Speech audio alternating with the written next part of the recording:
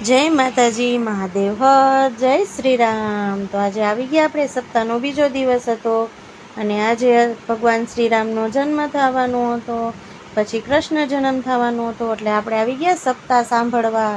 એટલે જો ભગવાન શ્રીરામ, લક્ષ્મણ અને હનુમાનજીની એન્ટ્રી થઈ ગઈ છે. ભગવાન શ્રીરામનો જન્મ થઈ ગયો છે.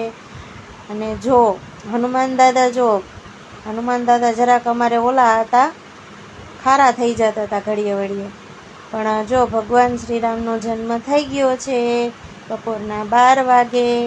એટલે પછી દાદાએ ચાલુ કરી દીધી એની ધૂન, જય શ્રી રામ વાળી. હર ઘર મેં અબ એક ही नाम, एक ही नारा गूंजेगा, मेरे भारत का बच्चा बच्चा जय जय श्री राम बोलेगा.